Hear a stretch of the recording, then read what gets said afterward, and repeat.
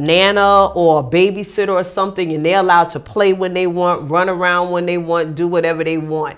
And now you strip them from that environment and put them in a controlled environment where now there's rules of you have to sit still for XYZ amount of hours. Correct. You have to focus for XYZ amount of hours. That's a learned behavior. That's not something that you can just say, okay, drill sergeant, no more playtime. It's a learned behavior. Right. Okay. And so I find that then our children get classified into this problem thing. And me and my mom, we talked about this as early as today, how I was sharing with her that in the school system, they track our kids. Okay, your child is a file. And from the day that they enter into school, in that file gets entered whether they came to school clean, whether their hygiene, their hair, everything. And then they get classified any behaviors, how they act, how they intermingle. Now, some people say, oh, well, that's a good thing because then the teacher knows about my kid. And that's good. But that file is also used against them when teachers meet them, another child, 3 years down the line, and they say, oh, we heard about you. There you go. We knew about you. There you And it's go. like, well, what did you know about me? You know, I remember with my son, who was very rambunctious, by the time he got to middle school, the teacher had already pegged who he was and what he was going to be like in her class. She had already picked his seat in the front of the classroom. You don't know nothing about my son. What his testimony was in elementary school may not be there. Talk to me about that. I want to say this.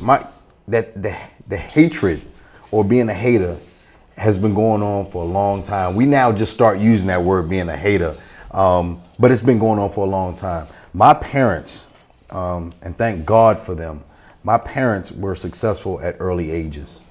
They did things in their lifetime that they're still doing that some folks never did, never dreamed, whether white, black, yellow, green, Hispanic, whatever, but they worked toward it. Now, what happens is, because I'm a product of that, some people hate on that, right? They hated on me and my siblings in school just because of the name. With that being said, like you said, when I was going through school, it's like, oh, that's such and such son or daughter, whatever. They think they're too good. No, it's not too good. It's not too good. But you already count me out like they did in school, like I was telling you. You know, they counted me out early, and they basically said that I was going to be a leader of a gang. I was going to be one of the worst kids in the world because I wasn't understood as well as pegged. And that's the problem. You're pegged if your parents are doing things positive, and you're pegged if your parents, and you know something about their parents, that they're doing something ratchet. You know what I'm saying? True. Or just something that's kind of discrediting. But it happens more and more nowadays with the kids. But it's one thing I want to go back, and I want to say this real quick. Kids are born, they're born with things that you and I weren't born with. Like it was a community thing to call your neighbor and say, oh, the baby opened up his eyes now. You know, it may be 2 weeks after they're born. You know what I'm saying? So now when they're born with their eyes open. Well, those eyes are absorbing, just like their body are creating certain things. Chemicals are starting to react. All right. When you go to school, they're still growing. Their chemicals are still growing faster and moving faster and so forth compared to when we were coming along. Well, so they're already pegged as being a problem child. You know, they're hyper. You don't know how to deal with them, so forth and so on. Well, you have to understand it. I think the other part of that too is that this cookie cutter education system. Yes. Because every child is different. I know when I was in school, I was a reader.